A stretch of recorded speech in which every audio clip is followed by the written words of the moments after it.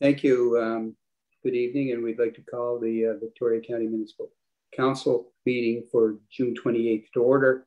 Just prior to calling the meeting to order, we want to acknowledge that this meeting is held in Unamaki, one of 7 traditional districts of the Mi'kmaq and the ancestral and unceded territory of the Mi'kmaq people.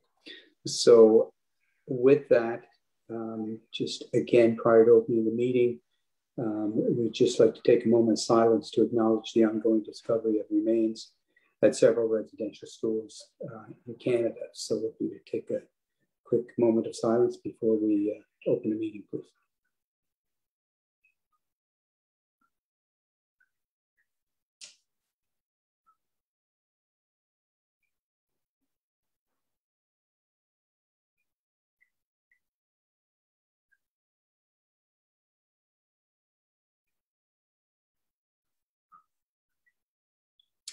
Thank you very much. We're going to open the meeting.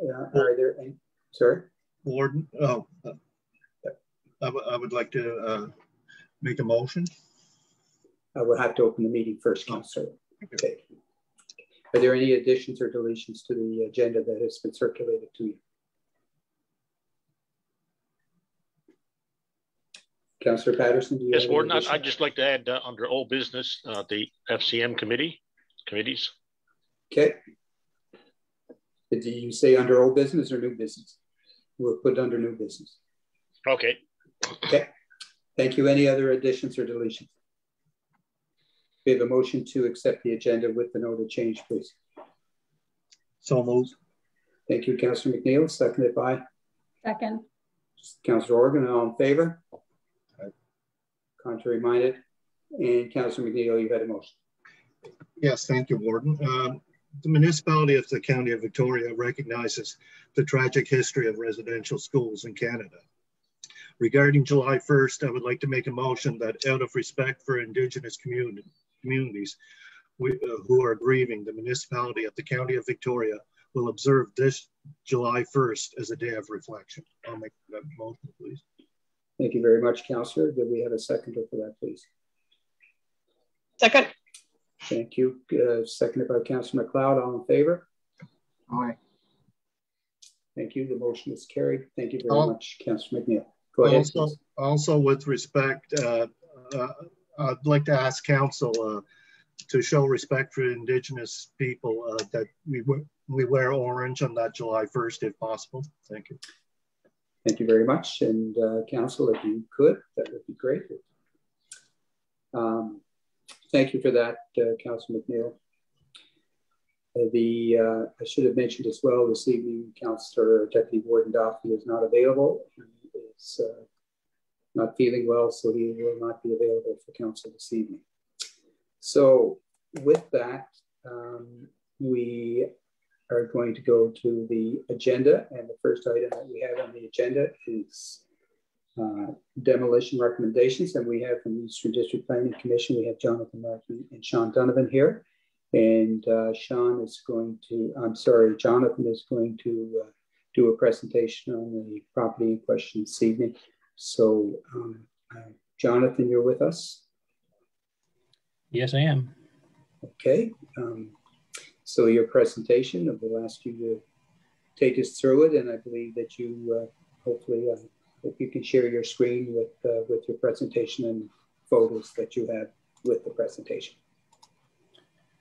Yeah, sure. So my name is John Martin. I'm a building and fire inspector with the Planning Commission, as well as doing dangerous and unsightly premises. And we have two presentations this evening, 2 separate properties.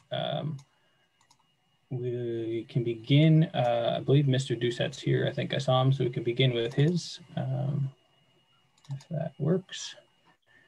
And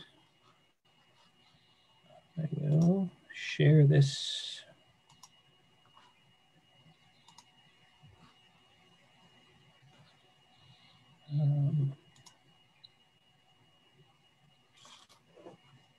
Everybody can see that okay? Yes. Yep. Okay, so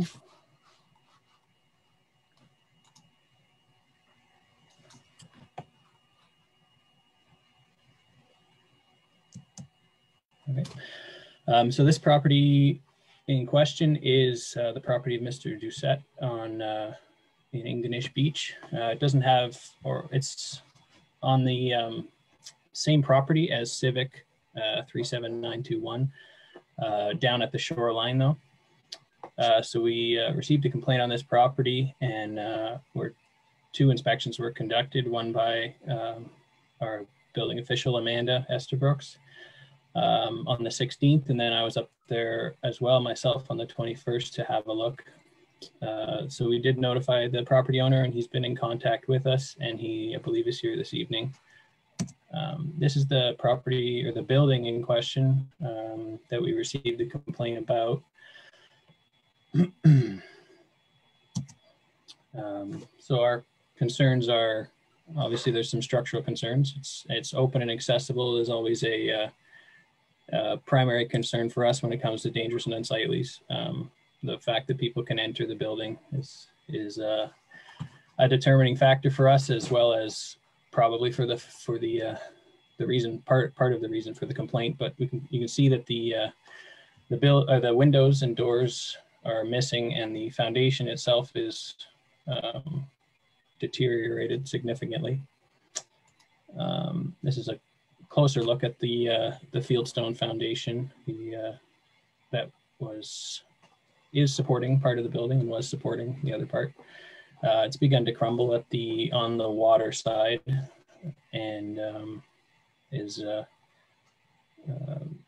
don't know the timeline from when the disintegration or when the crumbling began. I don't know how rapidly that's occurring, but when we, upon our inspection, we found it like this. So there is some structural concerns. So the inside of the building it's a stone foundation, but these photos are of the floor. The inside of the building is a wood floor, not really designed for exposure to the elements. And it's begun, that photo on the left is a hole that's begun in the center of that floor. And the sheathing in behind the siding as well is exposed to the elements and is deteriorating as well. So these are the primary concerns for us are obviously structural, and the fact that it's open and accessible to the elements. So as far as the Municipal Government Act goes, and the reason for our recommendation is that the building is in a ruinous and dilapidated condition and open and accessible. The complaint did mention kids, or I don't know what age they were, hanging out there was part of what was mentioned in the complaint. And it's, I believe, in a state of disrepair that it shouldn't be inhabited in its current state. So the concerns are obviously the stone foundation that's crumbling and is kind of working its way back towards the rear of the building. Again, I don't know at what pace that's happening. So the windows and doors are missing.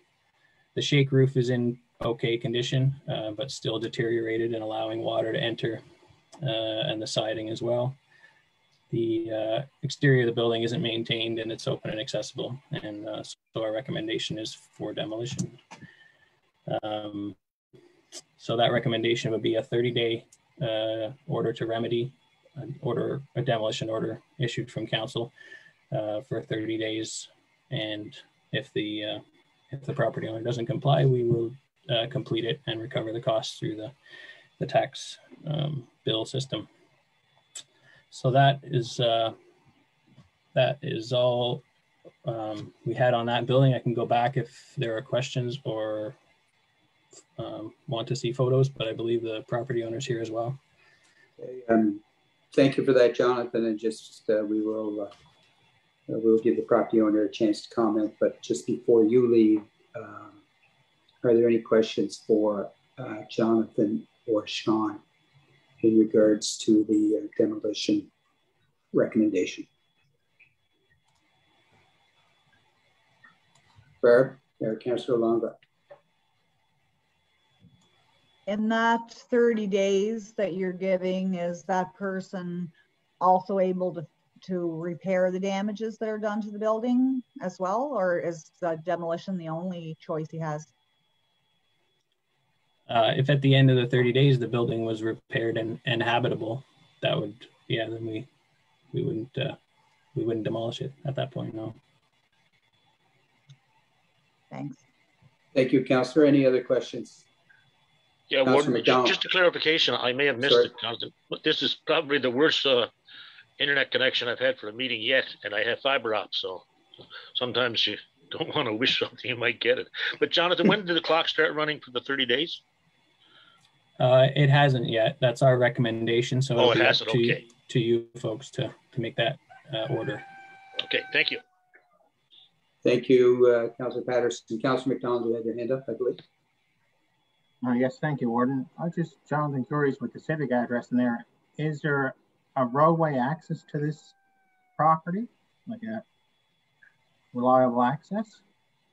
Not that we found vehicular. There's a trail that leads down to it. Okay, that's it. Thank you. Thank you. Any other questions? I can't see everybody, so if we're good, I'm going to ask Mr. Doucette, do you have anything to say in regards to the property as the owner?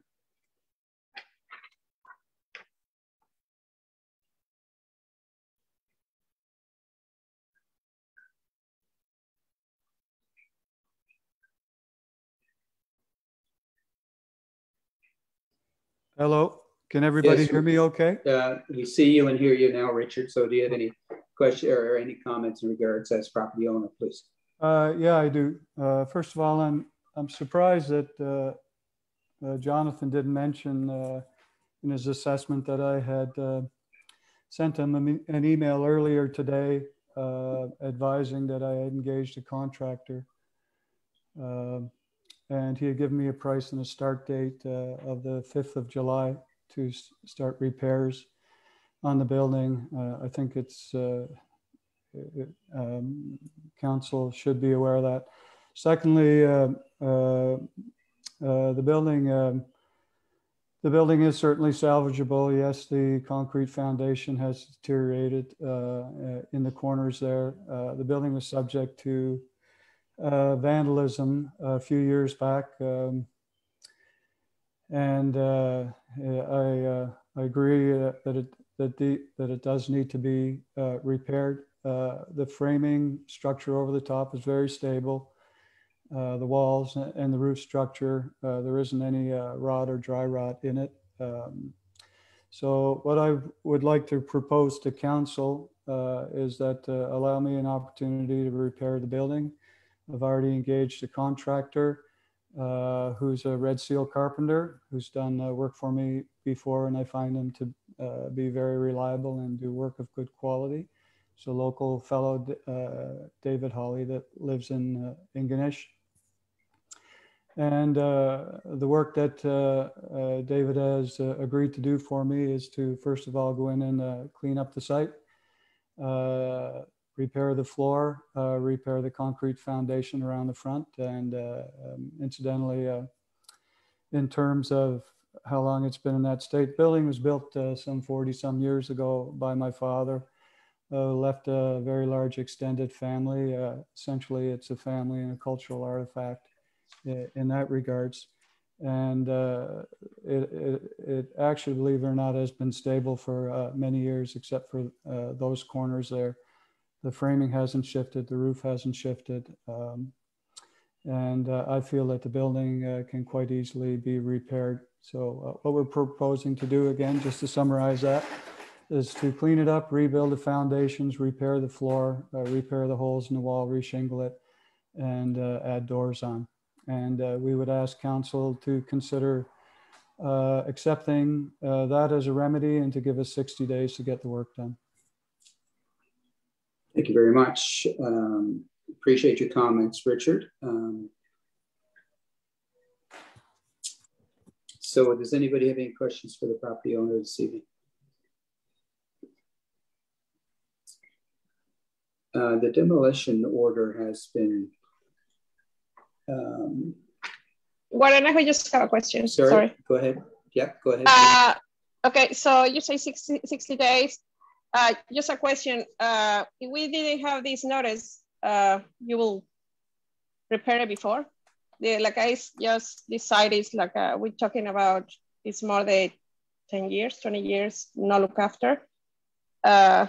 You committed, how we can know if you're going to do it in 60 days? Do you have the contract letter saying that he's committing it to 60 days? Yes, I do, and that was submitted to council today. Just to let you know that in terms of timelines here, I only received the complaint 2 or 3 weeks ago. And I addressed it with Mr. Martin there. The letter I received on the demolition, I received, I think, the beginning of last week with the council meeting for today. I've been working remotely in Ontario most of the last year and a half. I don't live in Ingonish, but I summer there, and I frequent Ingonish quite a bit. Probably the children that are around the site are part of the extended family. Those of us that know the family know that my parents have 16 children, all living all with grandchildren and great-grandchildren. And as far as I'm concerned, they're all welcome to visit the property. Hope that answers your question. Thank you. I will tell you, Richard, that we did receive the information about the quote and the cost of renovations that was given to us from Jonathan. So we did receive that information. I should have probably mentioned that as well. Okay. If he didn't, we definitely did. So we're aware of that. Mm-hmm. I just want to ask Sean before we decide what we're going to do. It is a legal process that we're initiating here. So Sean, if I understand correctly, and then please comment that at the demolition order, it has been served, or it's going to be served on a certain date. And from that day on, he has 30 days to repair the building. And if it's not completed within that time, it would be subject to demolition. So 2 quick questions there. Just the order has been served, yes or no, and it'd be 30 days from the date of that order. Would that be correct? That's right. If council decides to issue a demolition order, accept our recommendation and issue a 30-day demolition order, those 30 days do not start until the order has been posted and sent to the property owner. So that order would have to be drawn up, signed by yourself and the CAO, and then we'd have to get it sent out and posted on the property. And that day is the day that the 30 days starts. And at the expiry of that demolition order, like we tell everybody, we don't have a demolition crew on standby waiting to go in there on the 30th day. We confirm nothing's been done, or in this case, where we have a detailed list, if that work has been completed, then we go that avenue. But if nothing's been done and the 30 days is expired, then we would put the work to tender, allow the time for the contractors to visit the property, look at it, give us their bids. We would choose the proper bid and have the work completed. So it is, although it's a 30-day order, it is a process. It's not exactly 30 days on the dot. And the owner has the time to do that. Now, it's one of those things where the work to be completed for that, the building permits would be required for that. A building like that and undertaking the work, although it's a Red Seal carpenter, there looks to be some work there that would have to be undertaken by an engineer. So that would all have to be by the property owner to apply for a building permit with the proper documentation, using the information that the contractor has given them, that's the work that's going to be completed. And then if all that happens within the time frame of the demolition order, and we get there and we check on it on day 31 or day 32, and that work's been completed and the building permit is closed and we give occupancy to the building, then the demolition order is not followed through. We're not going to tear the building down. Now I should say there is an open, we do have an open dangerous unsightly file on this property already for another building that's gone on since 2015 that we haven't closed yet. And it's, you don't know whether you may be able to travel to a municipality in 30 days. Our recommendation is the 30-day order. And if the property owner can get the permits and complete the necessary work that he's provided to us in that time frame, we definitely wouldn't demolish the building. Okay, thank you very much for clarification. And just another question for you, Richard. Your quote indicates it's labor. Do you think you could get materials to that site and the work completed within 60 days? Yes, the carpenter said that he will start on the 5th of July. That was in the documentation that I submitted today. But can you do the work in 30 days? Well, yeah, it's a small building. It's under 100 square feet, the whole entire building. Okay. So the main labor is rebuilding the foundation, and okay. It's a stone foundation. So just a question. Sorry. Sorry. Go ahead. Go ahead. Your quote was just for labor only. Are you going to supply the materials? Yes. Yeah. Okay. Okay. So if we proceed, council, if we proceed tonight with the motion to go forward with the 30-day demolition, if he has the work, the permits, the paperwork, and the physical work done to the building within those 30 days, the building will not be demolished. So well, if I can speak to that point. Sure. Yeah, as you know, it's the summertime, it's the busiest time of the year. As was noted before, there's just a trail down to the property. Mm-hmm. I think 60 days is reasonable. As Mr. Donovan said, there's a process they'll have to go through. He's requesting me to get a structural engineer. Some of this is going to take a little bit more time than I anticipated. So 60 days is plenty of time to get this done. And as indicated, the carpenter's going to start right after the long weekend in July. Yeah, I don't think it's quite that simple, Richard. I think from a legal point of view, and Sean, please correct me if I'm wrong, we can only operate under the current 30-day demolition order. We would have to do another order and go through this process again if we extend it to 60 days. I'll let Sean answer that, please. Yeah, if I can just... well, no, I'm going to ask Sean to clarify that before. I think it would be, our recommendation is a 30-day demolition order. Now, whether you as council want to turn that 30-day demolition order into a 60-day demolition order, that's up to you. But like I said, our history with the property and the length that the last file has gone through, a 30-day order, and like I said, by the time the order gets drawn up and it gets posted and everything, by the time frame submitted to the property owner, July 5th, work would be commenced well before we get an order issued on the property. And then like demolition crew at the end of day 30. So if there's 5 days of work left at the end of day 30, and that's what's required, we're not going to demolish a building in that case either. But without that demolition order being issued on the property, if we don't get the compliance that we need to get that building safe, secure, and completed, then we don't have any recourse to demolish the building. Right. So, and you're kind of breaking up a little bit on it there, but I just want to, if I could paraphrase, even though the demolition order will be for 30 days, it won't be necessarily dated today. It'll be dated the day the paperwork is completed. Exactly. It'll be dated the day that it's posted on the property and sent to the property owner. Right. And then, like I said, those 30 days, at the end of that 30 day, we're not showing up with a crew to demolish it. Exactly. But at that point, at the end of those 30 days, if it's not completed with the work that's been submitted by the property owner, then we have the recourse to put it to tender and complete the work. Exactly.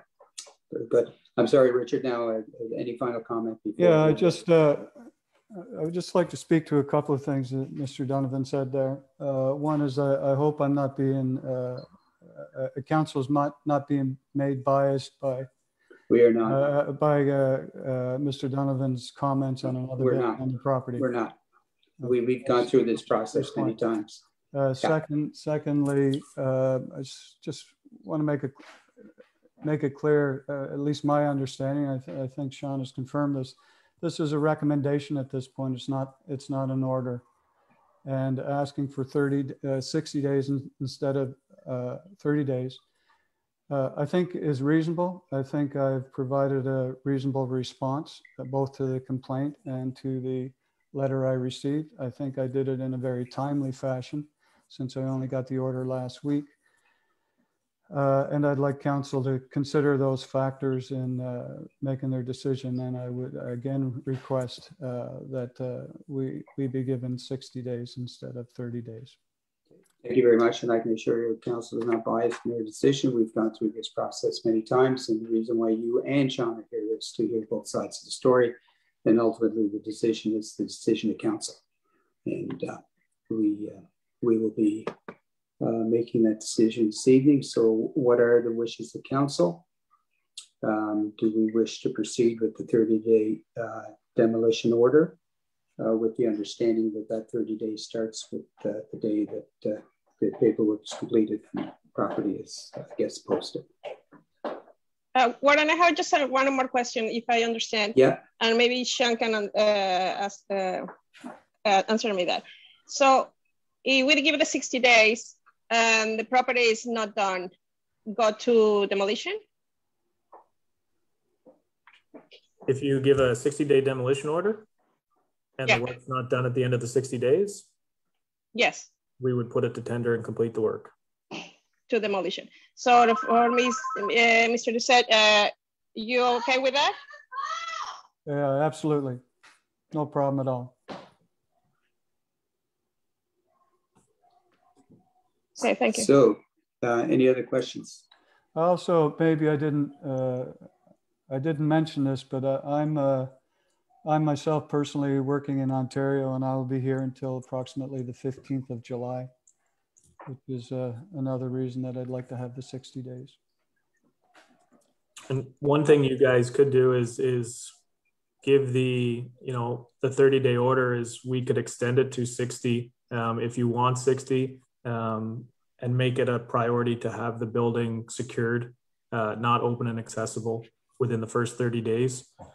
And then again, but the issue with the 60 is that if at the end of the 60 days, you've granted an extension and the work still isn't completed, you're in a situation where we could put it to tender, demolish it, and there's money and work put into that building. And you've granted an extension to a building that still hasn't been completed. And then you're in a situation, do you demolish a building that work has been done to and not completed in the given time frame? So is that not we are rather than council's decision to either accept our recommendation of 30 days or 60 days. If you want to go with that, if you do go with 60, I would highly recommend making sure the building is secured. Okay. I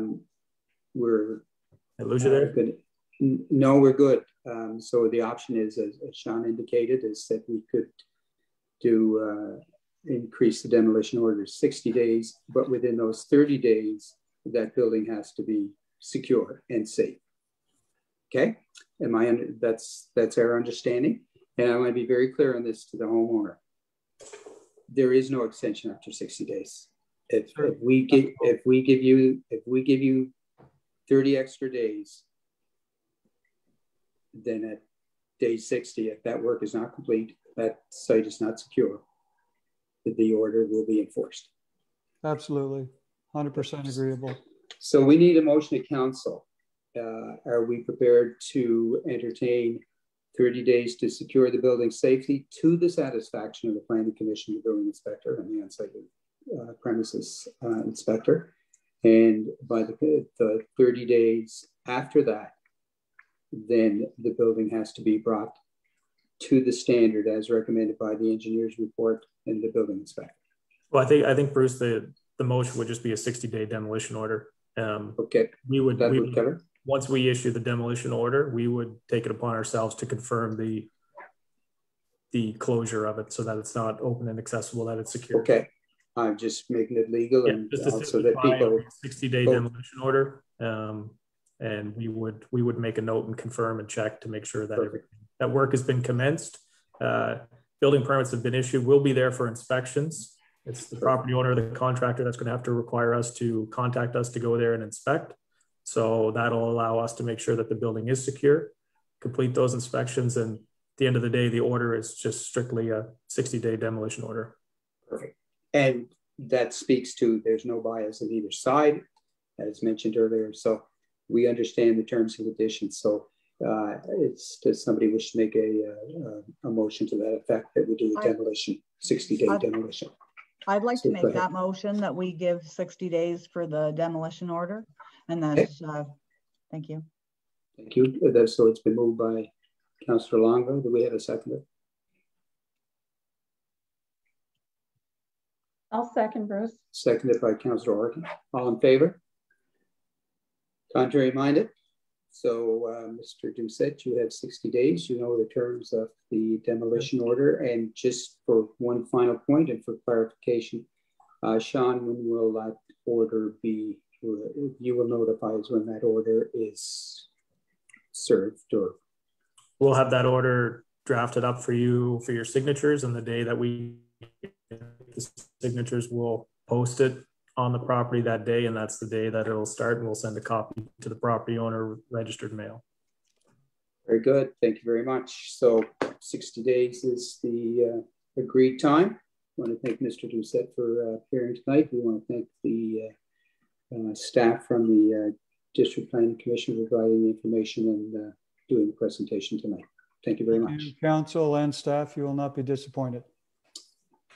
We'll hold you to that. Absolutely. Please do. Thank you. Okay. Thank you. I'm going to sign off now. Thank you. Okay. All right. We're going to move on. We're a few minutes over schedule. So with that, we are very pleased tonight to have Emily Pond with us. Warden? Oh, sorry. Go ahead. I believe there were 2 properties. Oh, I'm sorry. We get tied up in that first one. So sorry, the second one, Jonathan. Thank you, Leanne, for reminding me of that. Go ahead, Jonathan. What's the second one? The second one should be a little more brief than that. I was speaking, just gotta get to my thing here. I was speaking to the property owner of this property today and his daughter last week as well as today. So I'll just share this screen here. Is that up there? Okay. So this, everyone can see that okay? That this is the property of Mr. Thomas Brooks. It doesn't have a civic address. It's the corner of Highway 105 and John Huey Lane. So this property owner was also notified by the proposed about the proposed demolition meeting tonight. And I was speaking with him again and his daughter a few times. So this is the property in question. So the concerns from a dangerous and unsightly perspective are that the property is overgrown when you first pull up, and appears neglected and appears abandoned. You can see better on a following photo, but most of the windows are missing. So on the right there, those 3 windows don't have any glass in them, and this is the door that's been looks like forced open, but it's open and accessible. This building isn't in imminent danger of collapse, but it is beginning to show signs of structural damage. You can see the siding on the left is the corner posts have come off. You can see a few places where water is being allowed to enter. And this type of siding is it's a particle board, press board type of siding, and it relies on the exterior finish of the paint job to keep the water out, and that's long gone on this particular one.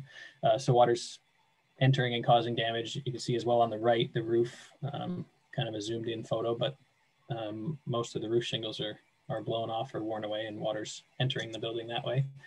This is a close-up of a few different parts of the building that are deteriorating. So again, our concerns are that it's neglected and open and accessible, unsightly in relation to neighboring properties, and in the current state, without major work, not suitable for human habitation. So the shingles are causing water to enter. Windows are missing. Siding is deteriorated. Exterior is not maintained, and our recommendation is that it be demolished as well. That recommendation again would be for a 30-day demolition order where the homeowner could complete it, and if not, we would tender the demolition. I was speaking to the daughter today. She was unable to attend, and her father was unable to attend, but they are both interested in doing the work themselves and know it needs to be dealt with, and are wanting to complete the work. So they're willing to do that, and they have family in the area that they're trying to get to board it up in the meantime. But I told them I would relay that they're working on it. So our recommendation for this one as well would be a 30-day order. Thank you very much. Any quick questions for Jonathan on this one? And that house has been uninhabited for years, I believe. So, and I just want to double check that you said there is nobody here from the family to speak to it. But having said that, we just want to enter in the minutes that we asked if anybody was here to speak on behalf of the property owner. Hearing that there is nobody here to speak on behalf of the property owner, what is the decision of council on this particular property? Do we want to initiate the 30-day demolition order? And if so, we need a motion from council to proceed. Make a motion that we proceed with the 30-day. Thank you, Councillor McNeil. Do we have a seconder, please?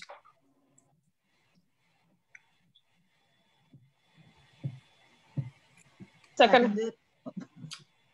Seconded by Councillor Longbottom. Sorry, I heard her first. So, it's been moved and seconded. Do we are all in favor? Contrary minded? Motion is carried, so you can proceed with the 30-day demolition order on that property. Thank you. We'll return both of those to you for your signatures the next few days. Thank you very much. Thank you. No other properties to come forward tonight? Not tonight, but we may see you again next week or next time. Yeah, that time of year. No, yeah, exactly. So again, and my apologies for not dealing with the second one. The first one took a fair bit of time. So with that, I want to, as mentioned earlier, I want to thank the staff for providing the updates on both those properties, and council's made the appropriate motions to deal with them. So thank you for attending council tonight. Thank you for providing your reports. Thank you. Thank you. And for the second time this evening, I'm going to introduce Emily Pond. My apologies again for introducing you before the Planning Commission staff were finished. So they are this time. So it is my pleasure to welcome Emily Pond to join us this evening. She is with the Provincial Regulatory Modernization update that is currently being done by the province of Nova Scotia. And also, as mentioned, Emily was at one point in her career a municipal advisor. So welcome to Victoria County as always, Emily, and I'll turn it over for you for your presentation this evening. Thanks very much. Can you folks see my slide, my presentation? Is it there from the beginning? Yeah.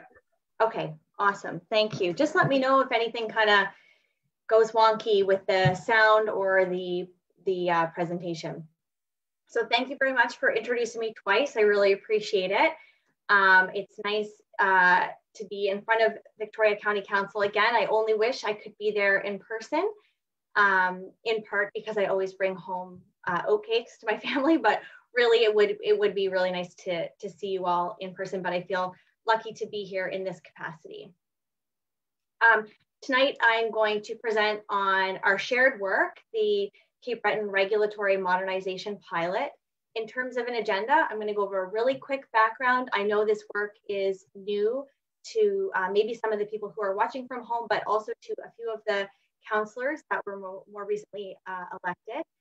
I thought I would give you an update on our projects that we've been working on. So some are well underway or complete, and others were just starting. And then I thought I would just leave you with some things to consider in your role as regulators. So in terms of background, even taking a step back from this slide, the Office of Regulatory Affairs and Service Effectiveness is a small shop, a central agency. We have our own deputy minister, and we report, our minister is the premier. Our mandate is narrow. It's really to make it easier to do business in Nova Scotia. And one of the ways that we do that is by partnering with other orders of government. So we work across the country. We work in the Atlantic region. And then of course we work with municipal partners. So we started our work with municipalities in 2016 by partnering with HRM.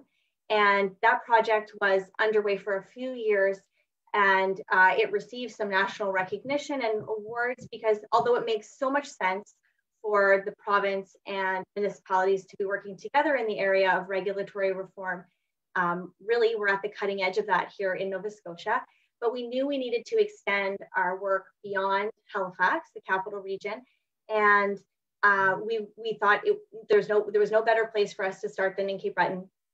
So we reached out to the 5 municipalities, and we're really happy that everybody signed on. So this project has been going on for a couple of years now.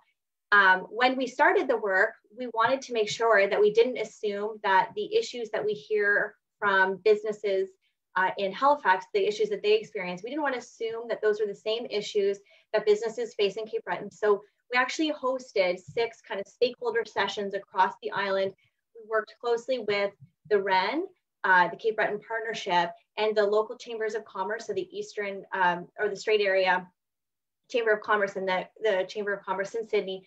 And we pulled together business owners and heard from them what barriers they face as they operate, expand, or look to, as they were looking to start. And we hosted one of those sessions in the village of Badek. Leanne was there. So based on those conversations and then following up those conversations, working with the CAOs, we developed a work plan.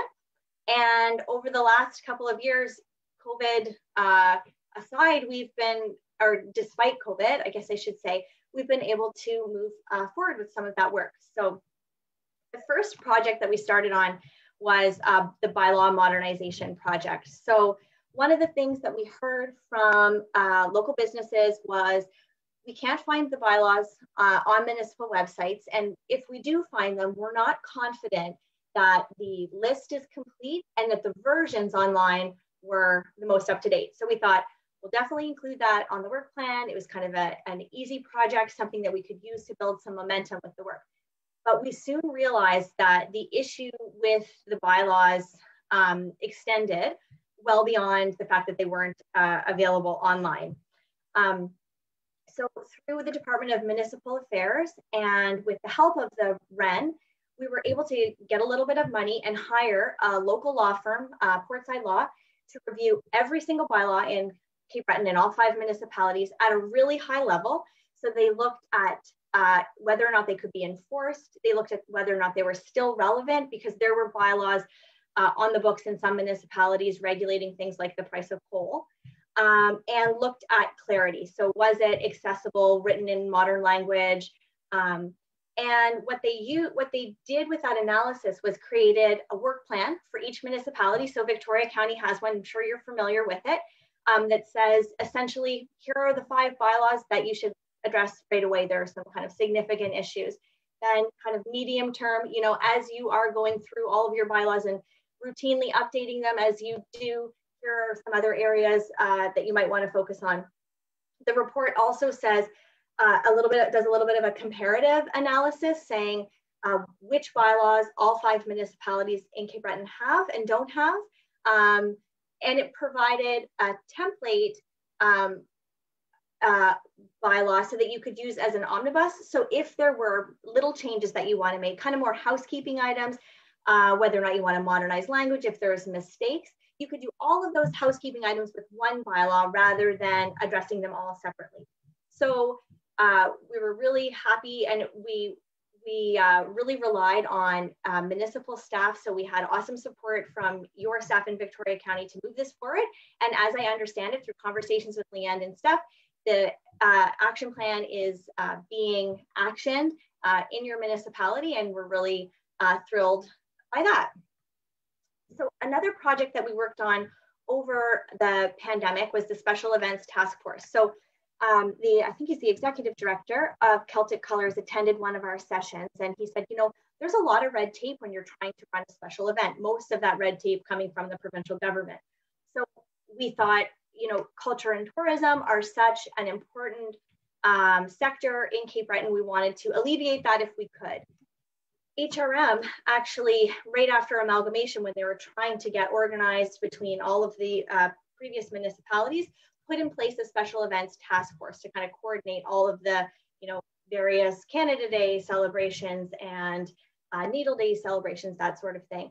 And so we thought that that model would be applicable in Cape Breton. So it's kind of a one-stop shop. It brings together regulators from the 3 orders of government. So there's municipal staff, there are staff from the federal government, so RCMP and Parks Canada, and then lots of provincial regulators. And the idea is for them to meet regularly or as needed, and event planners can come and present their plan directly to this panel of regulators and get all of the answers and all of the information that they need in one spot. We were able to work with Celtic Colors and the Cabot Trail Relay and Ribfest in Sydney and walk through the kind of like a mock session. And it's been endorsed by all of those parties. The regulators are really excited about it because they'll get to start building the relationships with the event planners early in the process.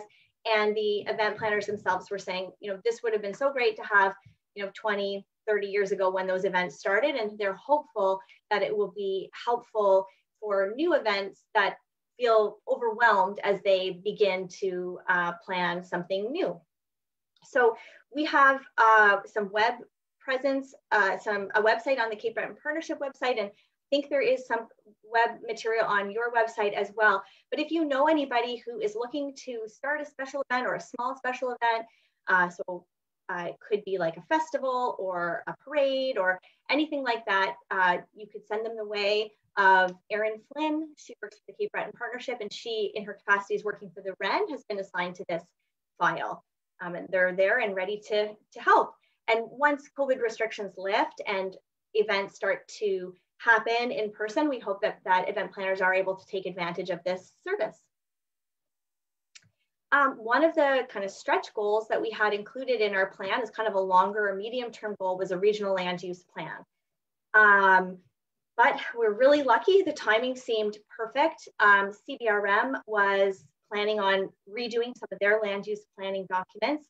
And Richmond, Inverness, and Victoria had a statutory requirement to meet minimum planning standards, provincial requirement that were unmet. And the town of Port Hawkesbury was game. And so everybody was kind of looking to update their plans. And we thought, well, wouldn't it be awesome if we could do it together where possible, where it made sense, and maybe get a little bit of support from the provincial government. So we put together, this was really a ton of work was done by John Bain at the Eastern District Planning Commission and Michael Roos, who is the Director of Planning at CBRM. They put together an awesome application. The overall project cost to do this regional land use plan, so there'll still be 5 plans, but they'll be aligned where possible. For example, there might be a shared plan around the Bredor watershed or potentially common rural zone island-wide. The land use plans will look similar, which is really user-friendly for businesses who we heard loud and clear. They don't know or always care if they're developing in Inverness or Victoria. They just want the rules to be as similar as possible. They put in an awesome application. The overall project cost was $500,000, and they're actually awarded 75% of that provincial funding. So really an awesome opportunity. The RFP is ready, and it is either posted now or being posted, and it's going to be posted for about 6 weeks this summer, and then the consultant will start in the fall. And Richmond, Inverness, and Victoria will all be compliant with the provincial requirements when those come into force. So this is just an awesome project that we weren't sure we'd be able to do in short order, but the timing really worked out. So in terms of next step of our work, one thing that we had on our work plan was to start to think about measurement, because knowing the impact of the decisions that you make on businesses is really key to accountability. So You know, there are lots of instances when a bylaw makes sense, but as a regulator, it is our responsibility, or as regulators, it's our responsibility to know the impact of our decisions on the people that we're regulating. So we wanted to figure out some way to simply user-friendly method of measuring that impact. The province does this. It's a very robust process that requires quite a bit of staff analysis. But we thought, you know, we wanted to make sure that what we proposed for municipalities in Cape Breton was right-sized for the size of the government. So we put together, together with staff, there's a working group, a checklist. And this list would be attached to a regulatory proposal. So when you have a bylaw, this would come on top as part of like the staff submission, and you would be able to see the answers to some key questions. So anytime you are making a decision that impacts business, that would be when this tool would be used. And so just for a point of clarification, when we say regulation in the municipal context, our office defines it very broadly. So policies, resolutions, processes, form, anytime there's like an interaction between business and government, that's regulation. So you could use this checklist any of those times. And kind of the overarching principle of this approach is, you know, you only want to regulate when you can't achieve the same goal by any other means. You want to make sure that the costs are outweighed by the benefits, so that the benefits outweigh the costs by a clear margin. And you want to make sure that when you're designing regulation, you do that from the perspective of those who are being regulated. So if you are being regulated, you want those things to be proportionate, accountable, consistent, targeted, so not like a big hammer, and predictable. So just some examples of the types of questions that you will be able to see when those proposals come to you are, we made it really simple. It'll be a yes or a no. So there's a clear connection between the requirements and the purpose or intent of the proposed regulation. So just an example of that would be like, if it was a noise bylaw, you'd want there to be a connection between, you know, we won't allow certain things to happen after 9 p.m. It wouldn't be, you know, we have a noise bylaw, and if you make noise, you get a huge fine. Like there wouldn't really be a clear connection there. You want to make sure that stakeholders have been engaged throughout the process. That's really key. That's a very important principle for regulatory excellence. If you are regulating people, you want to make sure that you support their compliance. So you want to write the rules in a clear, accessible way that they understand what they need to do. You know, not everybody spends all day reading bylaws, so you want to use plain language at all times. And if there are changes, you need to make sure that those are communicated to those that the rules apply to. In terms of providing excellent service, you want to make sure that there's a contact point, because people are going to have questions about how the rule applies to them. So giving them a phone number that, better yet, a human answers would be awesome, or an email that is up to date so that they can actually get a response. And then to kind of quantify this, you want to look at the impact. So in our checklist that we're proposing you move forward with, it's really simple. How many businesses, and then what are the costs, indirect and direct. So direct costs, obviously like a fee would be a direct cost. Indirect would be, you'd have to get a permit, and the only place you can get that is in the village of Bedeque. So the indirect cost would be the time the employee or the business owner takes to drive to Bedeque to get it, and the gas that they use, for a simple example. So that's one of the things that we're working on over the next couple of months to implement. Another is doing a business satisfaction and red tape reduction survey. So as I mentioned, it's really important for our work to be grounded in the needs of your local businesses in Cape Breton. We had done the stakeholder sessions, that was a couple of years ago, and it was pre-COVID, obviously. HRM recently went out to their business community with a survey, and I just asked, could we use that survey in Cape Breton? And they said, absolutely. They can see our results, and you know, we'd be interested in seeing what are the issues that businesses face across the province. The survey is really simple. It asks business owners about their experience with their municipality. So like, what's it like when you need a permit? How's customer service? You know, what are kind of response times? And we'll use this information to inform the next phase of our pilot, because there might be areas that have kind of risen to the surface during COVID that we aren't aware of and we aren't capturing. So it'll be really great information and a good baseline before we begin measuring the impact of our decisions. So the REN is going to help us administer the survey, and we hope to get that to market in the next couple of weeks. So just wrapping up, I thought that it would be good to mention just questions that are good for all regulators to consider. So, you know, with the checklist, many of these will be answered. We used this list when we presented to NSFM, so this may be familiar to you. So it's just good in your role as a regulator to think, well, what is the problem that we're trying to solve? And it seems obvious, but I really can't overemphasize how important that is, because if you don't get that right, you can't get anything else that kind of cascades from that right. Who are the people that are going to be affected and what are their perspectives? And it's really good to talk to them directly, which I know you guys are all experts at. Asking yourself the question, do we have to regulate, or is there any other way to address this issue? It should be the kind of choice of last result. There's obviously a role for bylaws, but it's not kind of the default. There are lots of other ways that you can serve your constituents. Just even thinking about what unintended consequences might be. Obviously, you can't think of everything, but it's good to kind of have that on your checklist. And then what are the costs and benefits? We just talked about that. And then it's good to think about the incremental impact of your decision. So are there rules in place that already impact this group? Because there can be a bit of like a straw that broke the camel's back. It may seem like a very reasonable regulation on its own, but when you add it to all of the other requirements, it can feel very daunting or overwhelming for business owners. So if you take nothing away from the presentation, the point number 5 is really what I want you to know, is that we're here to help. If you have any questions, if there's anything you're hearing from your residents, constituents that we can help with, please let me know. But I wanted to leave you with these thoughts.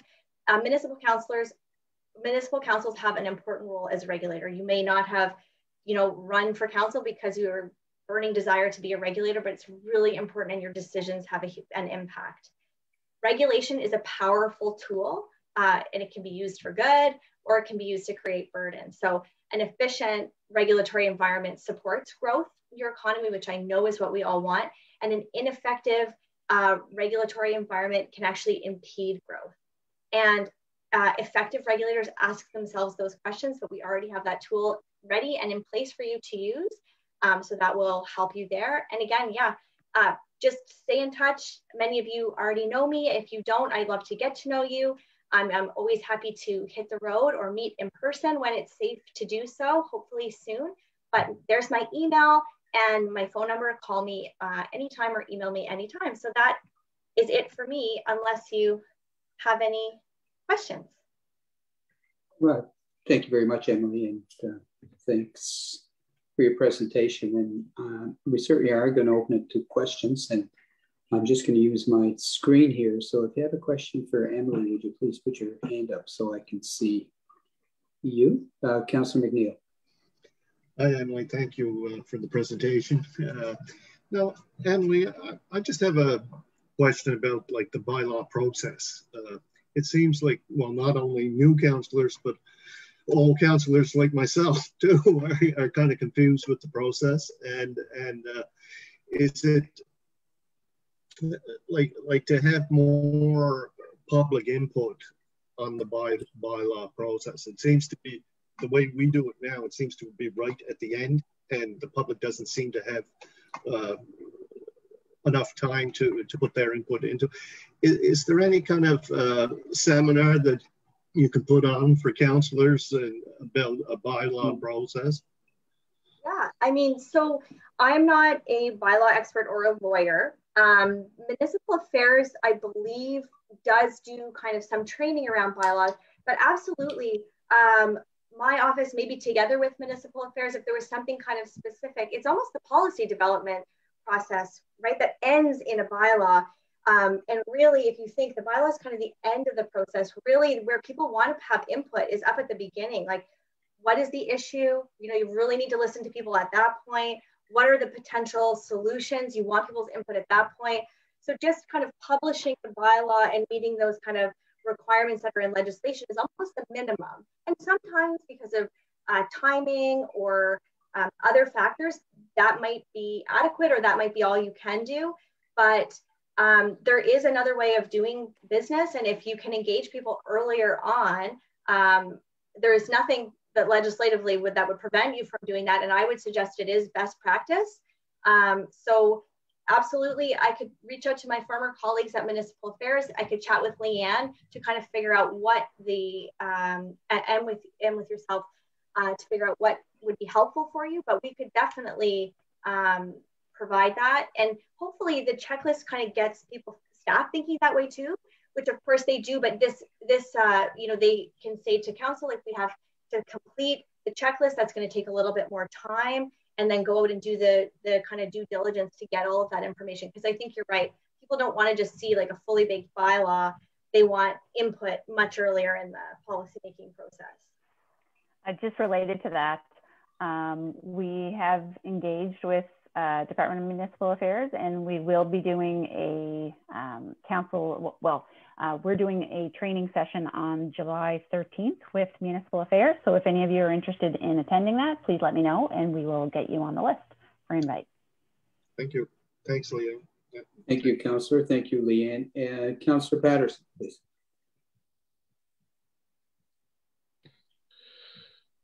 It's getting warmer. Anyway, Emily, good to see you again. Welcome to Ross Ferry. Nice to see you. I'll be interested to see what comes out of the land use situation. As you're probably aware, we've been very lucky in Victoria County because outside of Badek, we don't have any zoning. But there seems to be an increase in people buying land in Victoria County, using it for storing vehicles on. Small hobby farms in quasi-residential areas. I mean, they're not subdivisions or anything. And those are just two examples that I can think of. So it'll be interesting to see how we can harmonize with the other municipalities and still have something that we can kind of live with too, because we do have lots of space. I mean, the point is you can set up a farm in Victoria County. That'd be a great thing. But I guess the location might be an issue. Yeah, that's a great point. I think it's just about being providing certainty for property owners and businesses alike, so that they know if they do build that farm, that there's not going to be like you know, I don't know what you wouldn't want next to a farm, a dump right next to it. You know, you see, it's about being so when you buy property, you know, it's not about you know, controlling what people do on their land. It's just about being strategic with the assets that we have. And John Bain has a long history of working with your municipalities and a really good understanding of the community, and it's going to work closely with the consultant, and there will be tons of public consultation. And that will be really important because we know that you're moving from no rules in most places to meeting those provincial minimum standards. So there will be kind of an education component as part of that process. Thank you. Thank you. Thank you, Councillor. Any other questions or comments for Emily? No. Me? Sorry. Yeah, sorry, Councillor McLeod. Yeah. Emily, you're talking about that checklist. Do you think when he's going to be available? Yeah, it's ready now. It's kind of at the staff level, so just working out the kinks, I guess, making sure it's going to be workable. The last thing that we want to do in our office is give you a list that's viewed as red tape by staff. We don't want to add to your processes. So I've had a chat with Leanne. She's on board. I think I don't want to speak for her, but we're just working with the other municipalities. They seem all on board as well. So I would say very shortly, Councillor McLeod, and if you wanted to see the draft, I mean, Leanne has it. If there's input, we'd be pleased to receive it. Yeah, so it's pretty much ready. Thanks.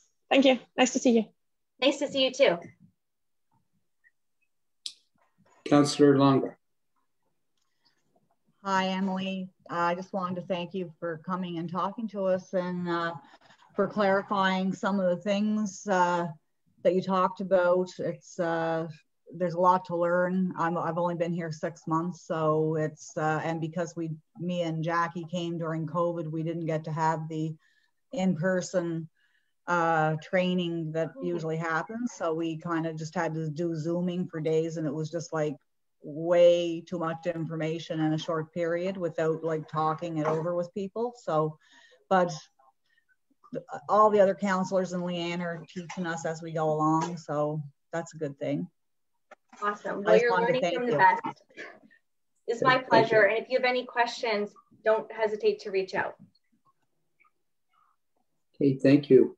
Thank you again, Emily. And just as with your presentation, and we talk about some of the different events and the permits and licenses, and you couldn't have picked two better events for really Victoria County than Celtic Colors and the Cabot Trail Relay, because there are multiple events, multiple locations, multiple municipalities. So they're well done on your selection of examples to use. So I want to thank you very much for your presentation tonight. And we all want to thank you very much for streamlining the red tape process. It's been a long battle, and you know, in fairness to the provincial government, they recognize that it was an impediment to business, it's an impediment to municipalities, and it's an impediment to itself at times, for sure. So thank you very much for the update, and we look forward to having you come down once your work continues, and we're due for another update and be able to do it in person in Victoria County. Awesome. Thank you all very much. Right. Bye. Have a great night. All right. Great to see you again. You too. Thank you. We're going to go on to the minutes of our last council meeting. Those meeting minutes were from June 14th. Those minutes were circulated to you. You should have a chance to review them. Were there any errors or omissions in those minutes? Yes, Councillor Longa. Yes, there was. It was in my district concerns. I talked about 1/8 of an acre. I'm just trying to find it on my phone here so I can speak to it specifically. Like the 1/8 of an acre was beside the community garden and the playground, like it. Yes. In the minutes, it kind of says that was asking for this piece of land to put a playground and a community garden on. It already exists. Okay. This was just a piece of land that was beside it. And the other thing, it was never asked to be given to anyone. I was only inquiring because a constituent is interested and that group would like to purchase it, but they were wondering what the next step was in the process of doing that. And so I did take what Leanne told me back to the constituent who talked to me about it and just said, your lawyer should get in touch with their lawyer. Yep, exactly. So it was an addition. It wasn't about a purchaser. It was an addition to the playground. Yeah, they didn't. Yeah. The other parcel land was given, I think, to the health center. I don't know, it was from the school board or who, but the deed was written over to them as far as I know. And this was just a very small piece that they would like to have because it's attached to the property, and it would help with the watering of the garden. But he is going to get in touch with the county's lawyer. His lawyer is going to get in touch with your lawyer. There are people with. But I just wanted to clear that up in the minutes because I wasn't asking to be given land, and it wasn't to build a community garden because that's already built. Okay, we'll make that correction, and that correction has been noted. Thank you for clarifying that. Thank you. Okay, and is there any other errors or omissions in the minutes? Thank you. Can we have a motion to approve the minutes of June 14th with the noted correction, please? Move. Moved by Councillor McLeod, seconded by? Second. Councillor McDonald, sorry. Councillor McDonald had his hand up. So, all in favor? Contrary minded? Motion's carried. Thank you very much. We are going to look to see if there's any old business. Leanne had to step out for a second to get a little technical issue. Are you back?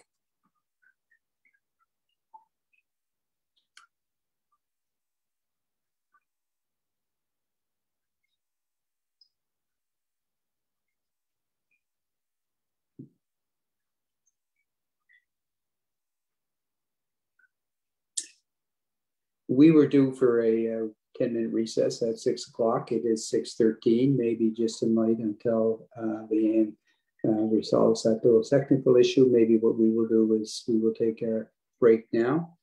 I have 6:13, so we will reconvene at 6:23. Oh, Leanne's back. Are you with us, Leanne? Can you?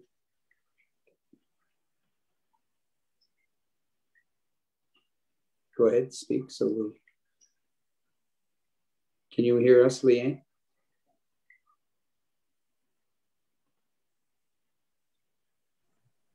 I don't have sound. Go ahead. Can you hear us? Shake your head. We're going to take a 10-minute break. It is 6:14. We'll reconvene 6:24. I will text Leanne and let her know we're taking a break. Okay.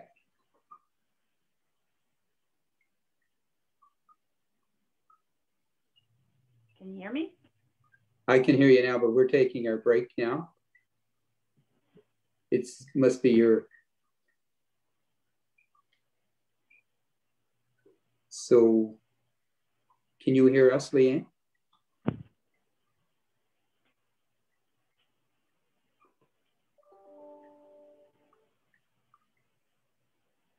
Can you hear me, Leanne?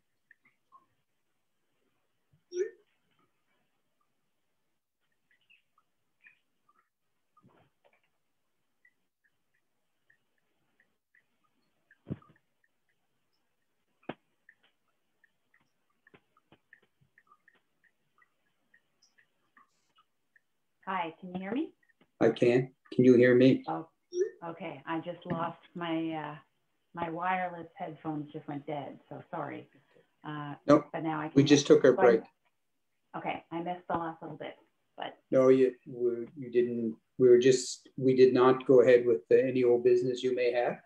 So when we could reconvene at 6:24, we will go back to old business. Since you were having technical problems, I just said we'd take our 10-minute break and we'll reconvene at 6:24. Great, thank you. You can hear me okay now? Yes, yep, I got my other headset. Okay. Okay, we'll see you at 6:24. Yep.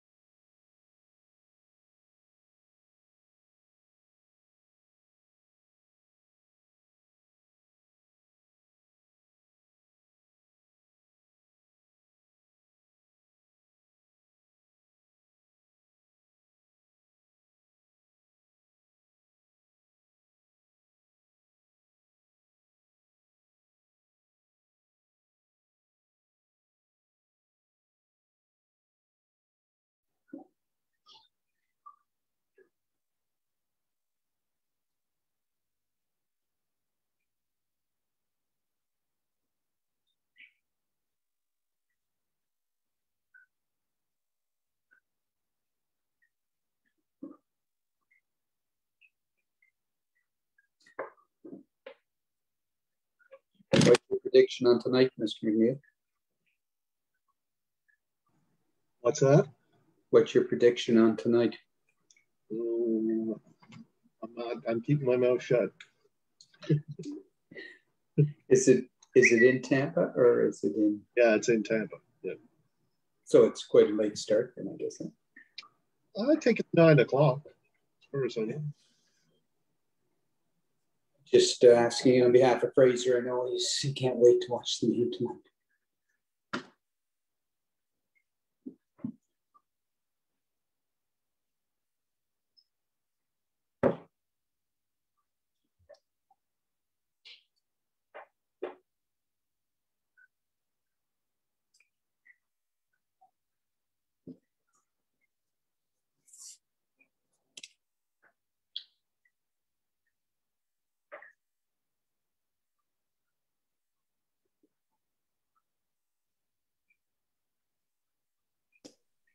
Sorry, everyone, my wireless headphones went dead just before, so I had to figure out how to get another set to work. Well, you're back. So, Norman, are you with us? Perla's back.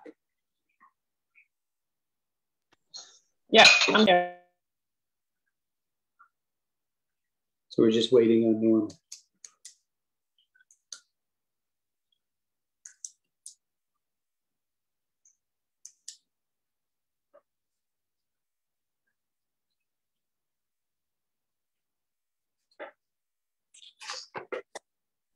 I'd just like to let everybody know that my internet is very unstable. So if I disappear, I'll try to get back on. Yeah, mine is too. That's why I stopped the video quite a bit tonight. So. Yeah, mine too, Jackie. Well, this is the worst I've ever had. I can't hear a lot of what's going on. And I got fiber up. I thought I could be like 3D. But it's just, well, you get that note on the screen every once in a while saying your internet connection is unstable. So, maybe it's the weather. I'm knocking on wood. I'm not saying a word. So we're all back. We're back live. Yes, so you stay live. It stays live the whole time. Stays live during our break. Okay. Excuse me. Okay, so just before we went to break, we had approved the minutes and from the June 14th meeting, and we made one correction, and then we're going to go to old business. Ask Leanne for an update in old business. Yeah, okay, so I just have a couple of things to let you know about. There was a discussion at the last meeting related to graduation funds to be sent to the 3 schools to replace the SafeGrad funding, and so that has been sent to 3 school organizations. We also sent information out to Councillor Longva on the new provincial funding for operators that didn't qualify in the past. So maybe Councillor Longva, you forwarded that information on to your residents. The zero waste report has been has been posted on our website. And we had sent a note off to Develop Nova Scotia related to an update on Capstick and Meat Cove. And as of this afternoon, earlier this afternoon, I was still waiting for a response, but we may have received something, Norman. Yes, I had a chance to review the email, and they said in the email basically the Capstick area is scheduled to be completed with the Dingwall project, but that there would be something along the lines of Bell representatives reaching out door to door for promotions in that area. So it's ongoing, but there wasn't a specific, I guess, say that they would be completing that area. That's what we were looking for. But it looks positive anyway. Thank you. Okay, thank you. In regards to internet too, we still haven't got any confirmation about the lower central Washabrook area too. So I sent an email to Develop today about that. So we're waiting on a response. as well. Thank you, Councillor, for that update. Thank you, Leanne, for providing comment on old business. We're going to move on to new business and the CAO's report. So please, Leanne. Okay, great. So I had a meeting with my staff this in the past week. Just let you know a few things that are going on. So in senior safety, we were happy to hear that there was some testing buses. So rapid testing buses are being converted to vaccine buses. So we're hoping to see those travel around the county to maybe some residents who can't get out to get the vaccine. Let you know that the senior drop-in is going to be resuming at Bold Day Camp. Also, the Aging Well Coalition, which Cassandra, senior safety, is on, that has adjourned for the summer. Her Coffee with a Cop had 10 attendees at it, and it was a very good session. And I believe that it was Josh Weiss that was at that session with her. She has said that Cyber Seniors program has some renewed interest and doing some work on that. She's also gathering some senior safety resources to create a database and looking to get that on our website. And we had a quarterly meeting on June 22nd to discuss some updates on senior safety and to discuss where we're going to go with the newsletter. So there will be one more newsletter that is going out for senior safety, a paper one in September. And on that, we will be asking residents to opt in to get the newsletter if they want it mailed to them. Otherwise, it will be available online for them to be received or to be looking at online. So if they want to receive a paper copy of it, they're going to have to contact senior safety to get on the mailing list. A couple of things in the finance department. So there's some year-end reports that are being worked on, getting ready for the audit. We're doing every 3 years, we have to do a sick leave valuation. So that's being prepared also. That's related to more audit work. Tax bills are being printed and are going out this week with a deadline of September 30th. Wait, I shouldn't say that. It might be August 30th. Sorry, August 31st.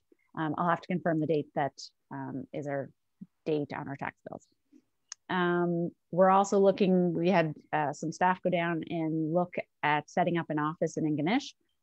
We're going to put out some job ads to see that we get people that are interested in working in that part-time position down there before we actually set up the office or put the work into the office. I think there's some work that would have to go into it. So we're going to maybe do it the cart before the horse and hire somebody and then get them put in the office down there. Related to recreation and active living. So Lydia has been involved and in charge of getting the Moby mats delivered down to Parks Canada. So they are now down there and we will be looking at some news releases about getting people out seeing those mats. Her step challenge will be starting in July. She's having a pre-launch this week and she will be looking for council participation related to that, council and staff participation. She's had some t-shirts developed, really nice looking t-shirts. So looking to get people out and get active. She's also working on trail development. It's been ongoing, doing some trail grant policies for funding for other trail groups. That's being worked on right now. So if you have trail groups in your area who could be looking for some funding, tell them to keep checking our website for that, because we will have a policy and some standards around what will be available or what will be allowed in that application process. She's also helping Dan in the placemaking project, and she'll be visiting, the two of them will be visiting, several staff will be visiting various sites and looking at recreation ideas at each of those. She's looking to schedule some hikes in the near future and also looking to do some youth programming and just related to the mental health first aid training that was put on pause when I think the third wave hit. We're looking to do those again, but it was thought that we'd get more participation if we waited until after fishing season. So those will be scheduled again after fishing season is over. In Public Works, we have water treatment plant upgrades still ongoing. Meter reads are going to be happening soon, so water bills will be going out. There's a new lead sampling program that we'll have info on our website if anyone is interested in taking part in that. I think there's going to be 2 different types. One will be through our systems if residents wanted to take part in having their water tested. One is for the systems, another one is for anyone with a well. So we're not there yet, it's not released, but we're working on it and it will be available to residents around the county. And the request for quotation on the courthouse closed on Thursday, and I think we received about 5 applications so far. So we'll be scoring those and word will be coming out on the results of that soon.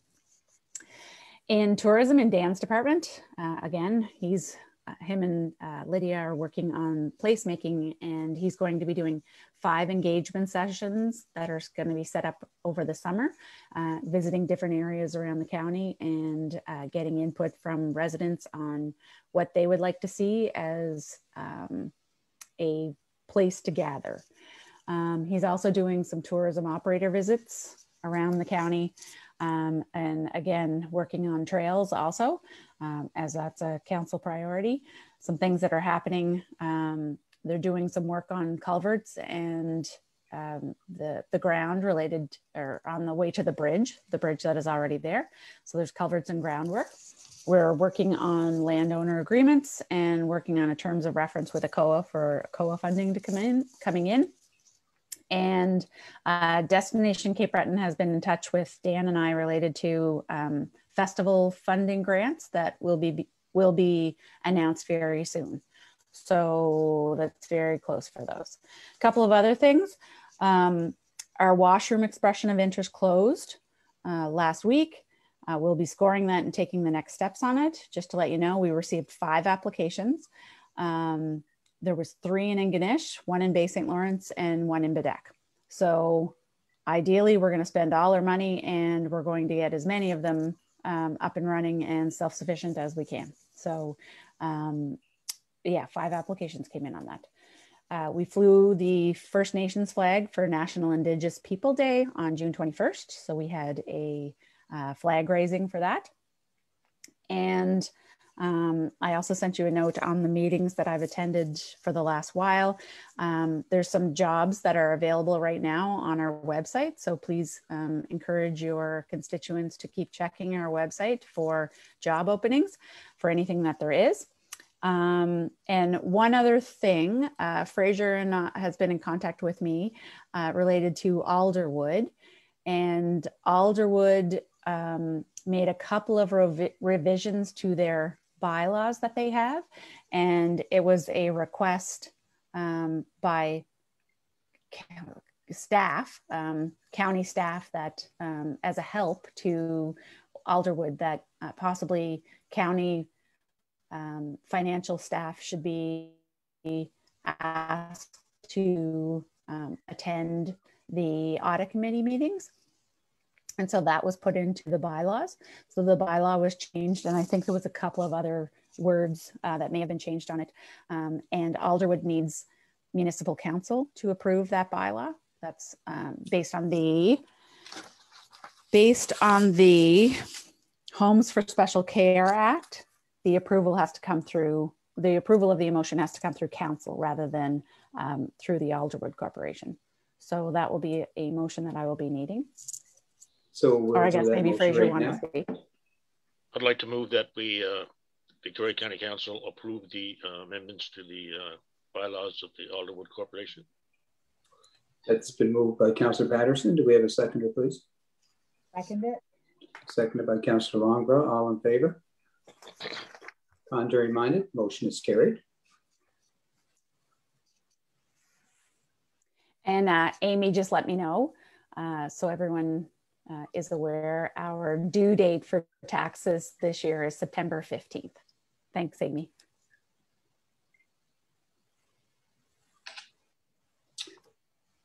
I think Paul has his hand up.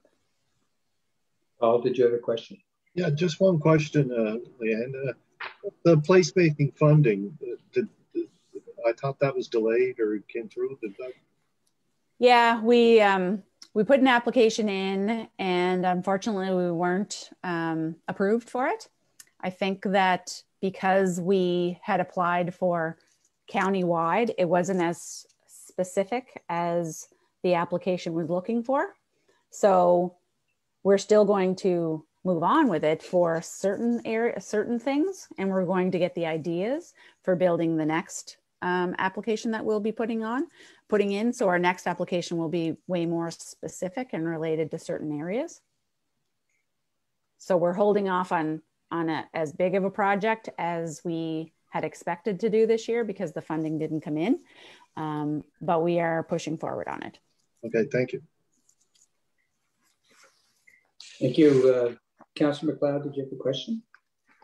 Yeah, and your report, you see the we attended the 101 Mi'kmaq meeting was through NSFM. I wonder if we couldn't contact Robert and ask him if he would like to come to council to give maybe a small presentation or just have a conversation with him to see how we can approach our neighbors, Mi'kmaq.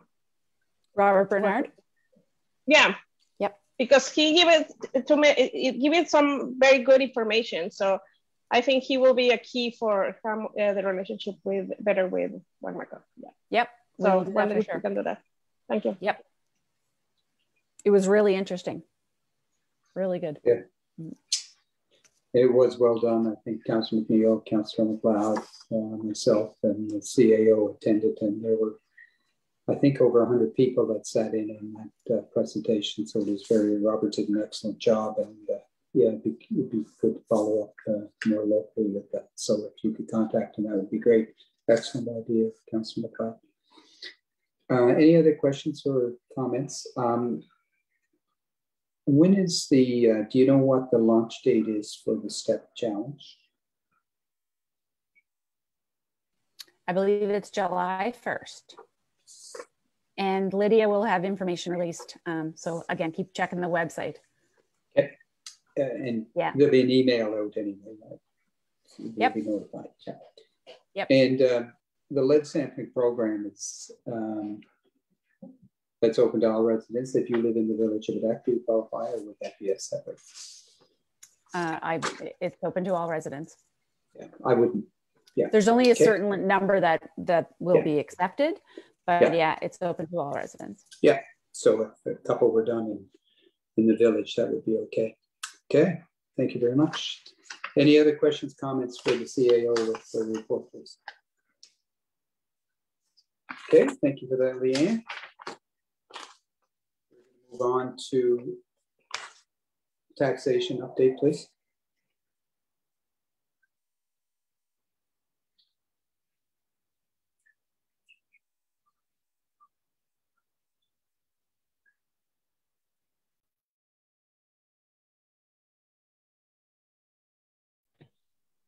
There, I added an item at new business, Warden. Oh, yes, you did. I'm sorry. Well, why don't we proceed with that? I did write it down here, Fraser. My apologies. The FCM, you had new business. Please go ahead. Yeah, thank you very much. You recall last meeting, I sought and received permission from council to apply for FCM committees. For some reason, I forgot the second part, and it goes back to when Warden Morrison was on the FCM. And it was a long-standing tradition when I put my name in for the board in 2017, last year when I applied for committees, that the sponsoring municipality covered the expenses. Last year, they were zero. This year, I don't know. I think there are 3 meetings scheduled. One of them is virtual, and the other 2 are still kind of up in the air.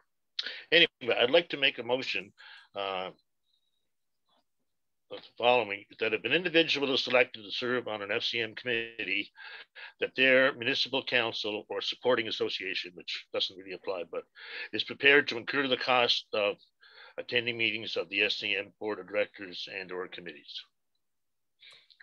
Thank you, Councillor. Could I just make a suggestion, just in light of you, that with the individual this time, maybe that motion should be made by one of the other councillors. I'll be happy to make the motion. Yeah. Okay, yeah, fine. You know what I'm saying, Fraser? It just... Yeah, no problem. So it's been moved by Councillor Longra. Do we have a seconder, please? I'll second that, sir. Seconded by Councillor McDonald. All in favor? Contrary minded? Motion is carried. So, just as a side note, during the break, I received, and I think I forwarded it to everyone, the FCM is looking for testimonials of use of the gas tax. And I believe, I just scanned it briefly, there's also some information on youth councils, which we had talked about in the past. So I think everyone got that within the last half hour or so. Okay, yep. Thank you very much. We are going to move on to the taxation update. Do you have that, Leanne? Yeah, I found it. So tax collection update as of June 28th, 2021. So as of today, there's a total outstanding. This is prior to our bills being produced for this year. So a total outstanding of $630,000. Of that, 278 of that is this past year's taxes, and 351 of it is years prior to that. So we have more outstanding in 2019 and prior than we do of the 1920 year that just happened. But we are doing better. So our number is about 273,000 less this year than it was at this time last year. So the original posting for the tax sale went out on June 19th. We have a total in tax sale. If all of those properties were to go to tax sale, we would be able, and if they all sold, we would take in about $224,000. So that would be a great help on our numbers. Since our last council session, since June 14th, we have received another $28,411. Again, our tax sale is set to go July 20th. The list is out and has been in the post, which we are required to do at this time, or in a newspaper. And there's probably, I think there was about 40 properties that were listed on there. So yeah, we're scheduled right now. A public auction is set to take place on October 19th, our next one after our tender one. Hey, thank you very much. Councilor McDonald has a question.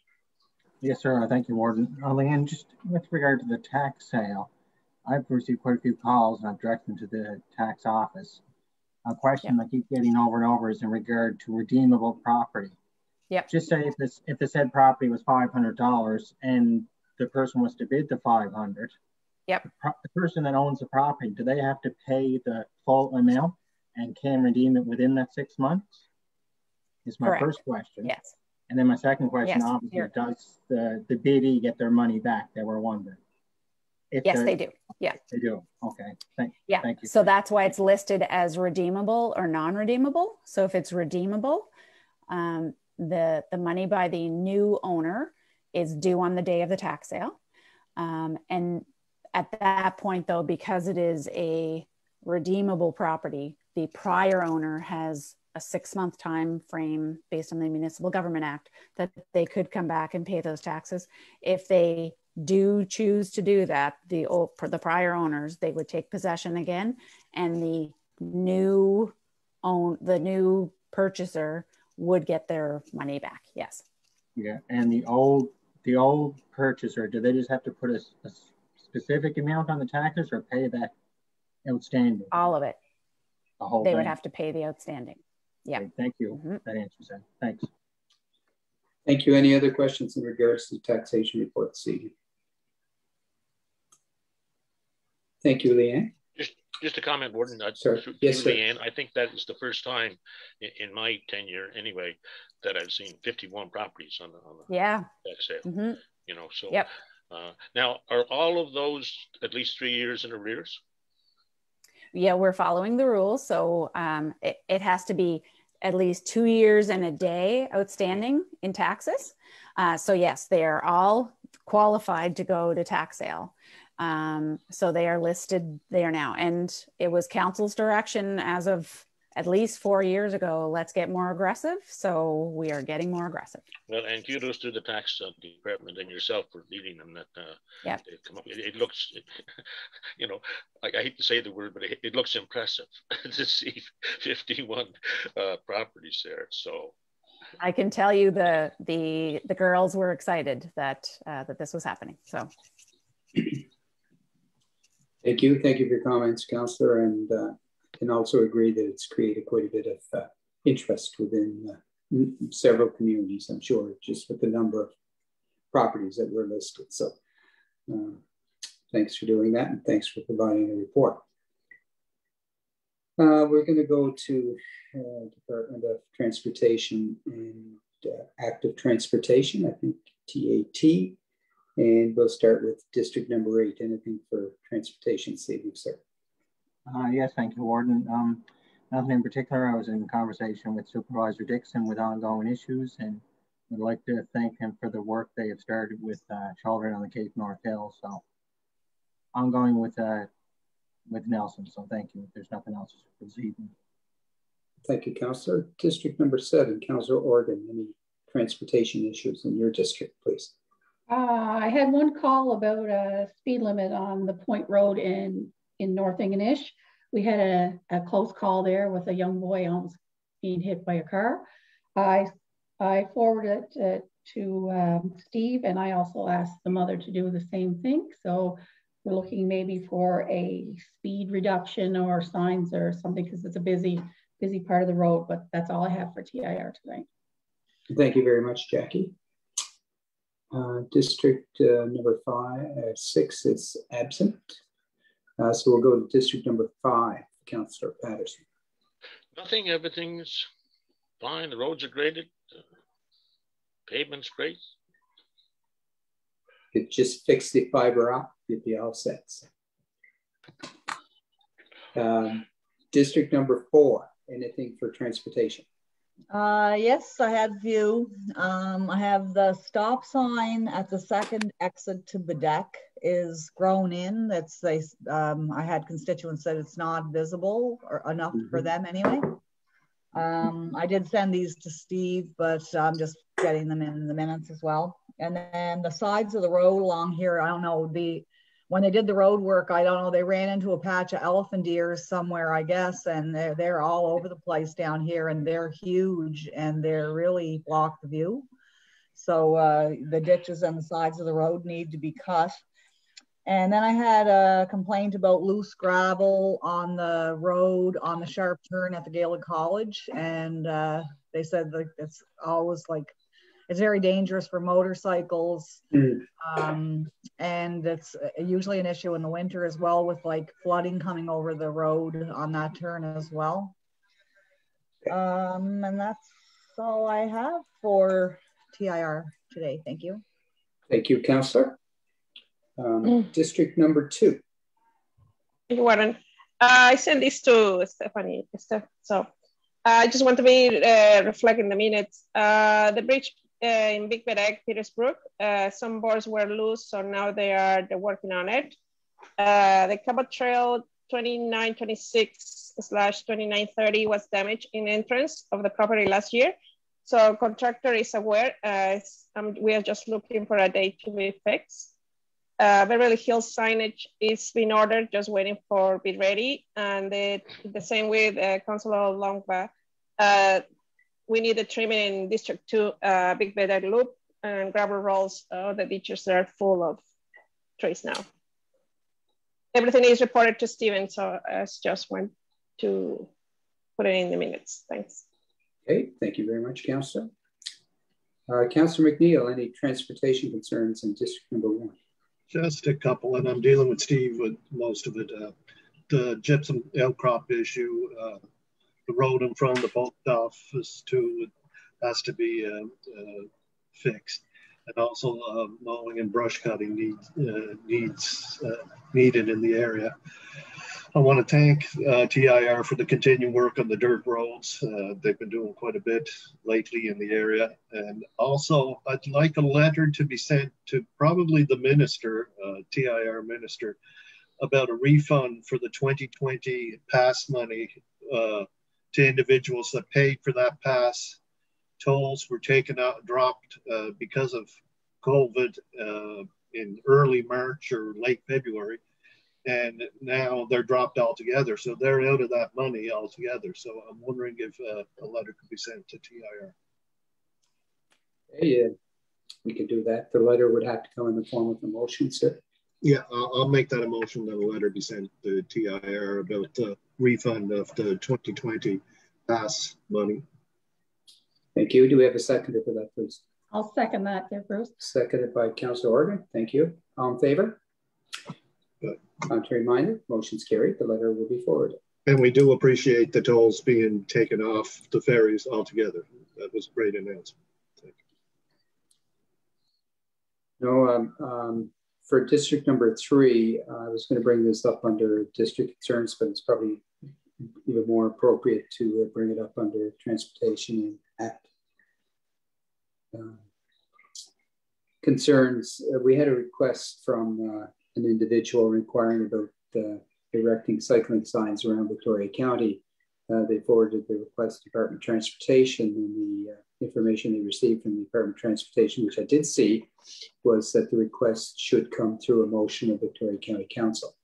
Once that request is received, sites are located and then reviewed by the traffic control officer. So I would like to make a motion that we contact Department of Transportation requesting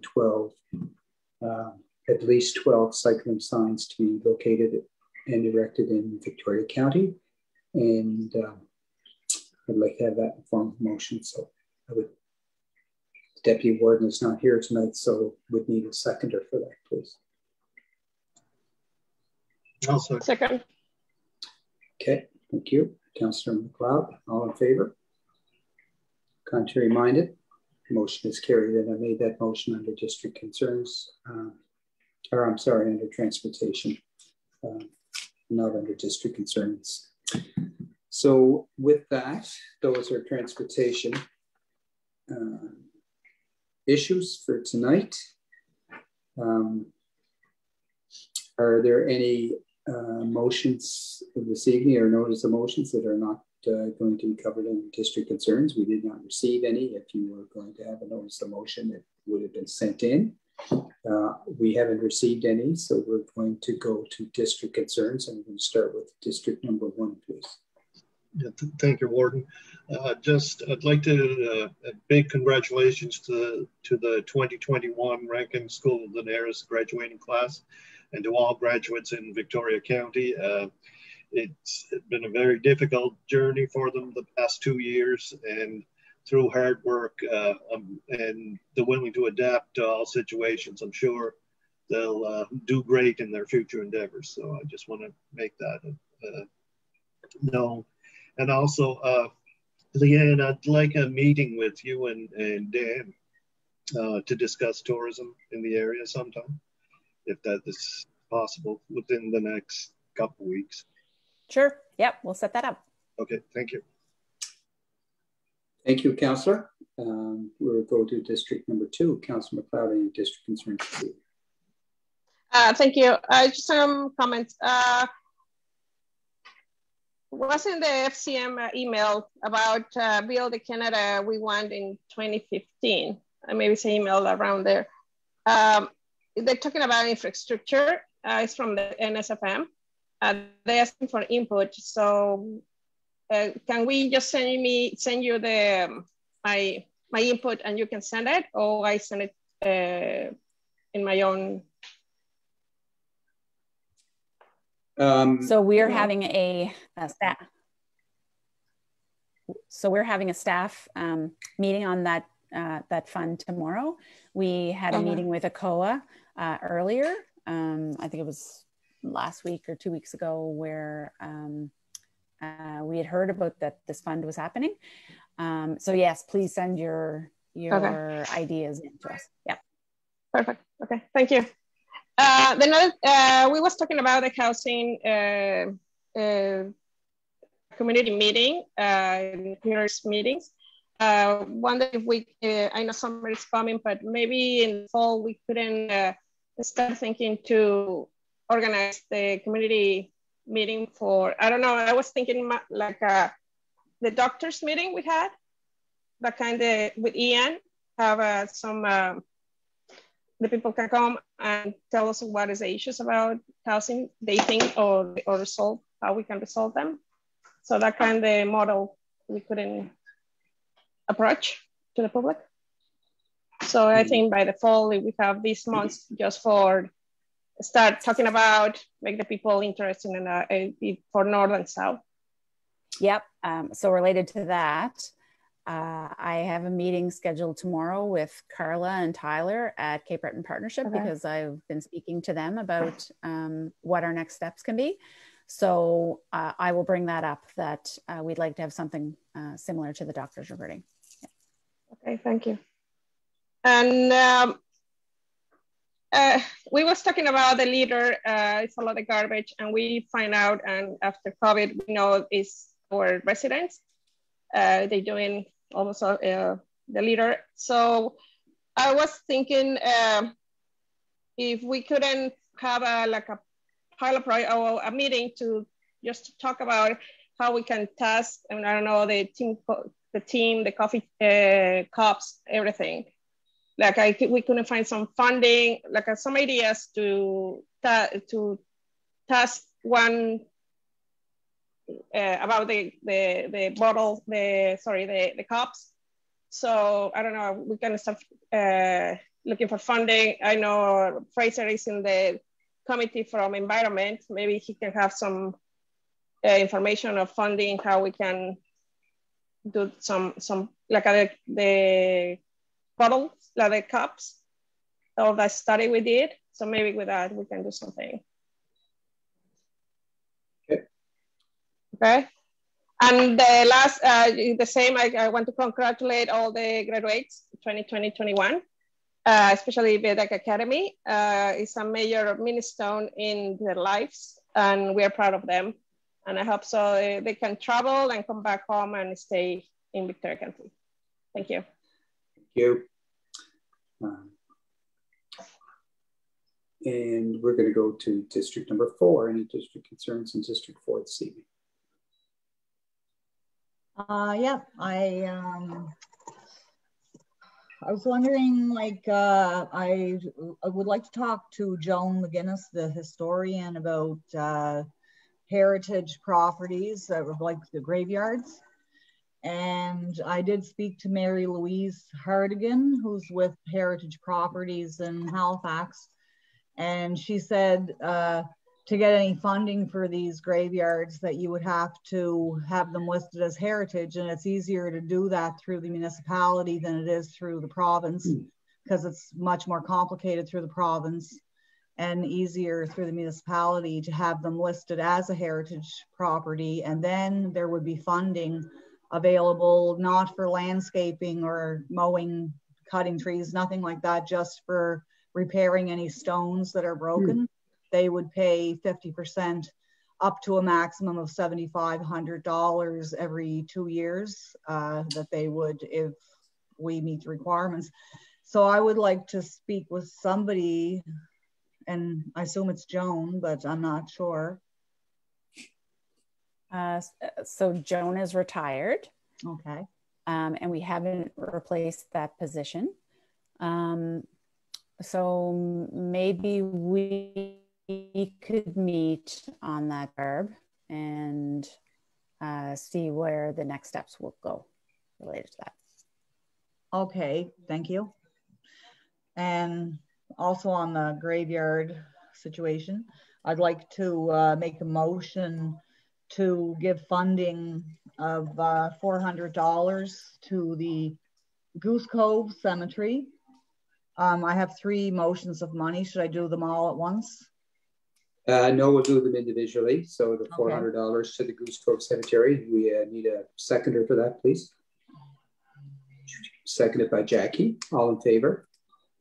Contrary minded, motion's carried. Your second one, Barb. I'd like to give $700 to the Riverside Cemetery, and that is because they also have the, what is it called? For veterans, the cenotaph. Cenotaph, yeah. Is located there. So for upkeep and around that, there's that's why there's a bit more money to that particular one. We need a seconder for that one. Seconded by Councillor McDonald. All in favor? Contrary minded? Motion's carried. Lastly, there's I'd like to give $500 to the North Shore Recreation, and that is also in regard to cemetery work. Okay, do we have a seconder for that, please? Councillor McNeil, all in favor? Contrary minded? Motion is carried. And yeah, and then I'd also like to congratulate all the graduates this year in the county. Good job. Happy days. Thank you. Happy days. Thank you. Thank you, Councillor. And we're going to move up to over to district number 5. Any district concerns this evening, sir? District 5, the sound is terrible. I just have one item, just on heavy garbage. I haven't had really any queries or complaints about it. There were a number of people or residents who did put out some stuff, but and I don't know, there's a sign at the end of the Kent Head Road as soon as you turn up by the Hamby Garage, and someone put on it that the heavy garbage is not until September, so save your garbage then. So I don't know, I think it's owned by the fire department, the Ross Ferry Fire Department. I don't know if they did that on their own or if someone from the county contacted them or whatever, but I think it's very effective because everybody on this road drives by that, so they'll see it. So everybody's just saving up until September. Thank you. Very good. Thank you, Councillor. I'm going to go up to district number 7. Councillor Oregon. Yeah, I'm going to speak again about the little incident. Just want people to be careful driving, you know, at all times, but especially this time of the year where there's lots of pedestrians and cars parked on the side of the roads. Just be careful, people darting in and out. That was one of my issues. I had the phone call from the mom. Another one I was talking to Leanne about and talking it over with a land issue with neighbors, and we got that. We gave advice to them that the county cannot do anything about it. And unlike the other fellow councillors, I like to thank all the people that helped out with the graduation and all the graduates. Congratulations. I know it's been a hard year, but I'm sure they'll go on to do great things. And that's it for tonight. Nice comments. Thank you, Councillor. Councillor McDonald. Yes, thank you, Warden. Just a couple of notes here this evening. First, I'd just like to mention back to CAL in regard to the washroom applications. I do believe that the Northern Victoria Community Centre had applied as well, and they'd just like to be recognized in the other applications as well. Yeah, sorry. Yes, we did receive 6. I didn't have that one put over in my washroom folder, so sorry about that. Yeah. Great, thank you. And second, I had a call from a resident regarding Dingwall Beach down there where the breakwater is at. And I took a drive down myself. There was quite a bit of graffiti that was spray painted all along the rocks there. And I do believe that is Lands' area to cover there. Quite a bit of graffiti on the rocks. It's just terrible looking. They even left their cans of spray paint behind. And I know there's not much we can do in retrospect to that because they almost have to be, I guess, reported by somebody or so to speak. But is there anything that we can do in regard to reaching out to Mr. McNeil and his staff, if maybe they could do some type of enforcement or some type of, I don't know, signs were put in place there for four-wheelers and dirt bikes, which also seems to be a problem in that area. I'm getting calls from people that saying that beach, where it's a protected beach, is that the bikes are continuously on the beach. So I don't know if they can just maybe review that and look that over, please. If you make a note of that. I don't have to make that a motion, do I, to contact Morley? You should. I should? You should, yes. Yes. Sorry, okay, I'd just like to make a motion that the ongoing issue there that was just reported, if I could have that letter written to Maureen McNeil for Lands and Forests in regard to the graffiti that was at Breakwater at Dingwall Beach. Okay, that is been moved by Councillor McDonald. Is there a seconder? I'll second. Thank you, Jackie. Second by Councillor Organ. All in favor? Motion's carried. Thank you. Anything else, sir? Yeah, I'd just like to make a motion to take $1,000 from my District 8 budget for the North Highlands Elementary Home and School Association with regard to breakfast programs and school supplies for all the children. That will be used coming September. I'd just like to make a motion to have that distributed from my District 8 budget, please. Thank you. Do we have a seconder for that request, please? I'll second it again. Thank you. Thank you, Councillor. Seconded by Councillor Organ. All in favor? Contrary minded? Motion is carried. That's it for District 8 tonight, sir. Thank you. Thank you. I'm not sure, Leanne or Steph, did you receive any district concerns from District number 6? The Deputy Warden's not here. I don't know if he forwarded any. Not? No, So, okay. no. I didn't see. I thought maybe if he would have sent them late this afternoon. I just have one, and I'll have to go and I'll have to ask the former Deputy Warden if he would chair the meeting for the next motion, please. Councillor Patterson, if you would. Just very briefly, there is a beautification grant that is offered to 2 communities through the Department of Municipal Affairs. The grant is available up to $25,000 and it's matching 50 cent dollars. The Baddeck Waterfront Committee is interested in continuing the work down there and applying for funding to continue improvements. They can't, as an entity, apply, so they asked if the municipality would apply. There is no financial obligation on our behalf. I would suspect I will be providing some funding from my district budget. But in order to move that, to submit the application, it has to go through the municipality. It can't go through the village. It's written right in their guidelines that it has to be a municipal application. So I would like to make a motion that we apply for beautification grant for work to be completed at the waterfront Baddeck area. Sorry, Fraser, we can't hear you. Stephanie, did you get that? You were mumbling in the middle of the room, so I didn't get some of what you said. Stephanie, you're okay. Are you with it? Yeah, we got it. Yeah. Okay. Seconder for the motion? Councillor McLeod? Second. Okay. So moved by the Warden, seconded by Councillor McLeod, that funding be applied for. All in favor signify by raising your right hand. Those opposed, motion carried.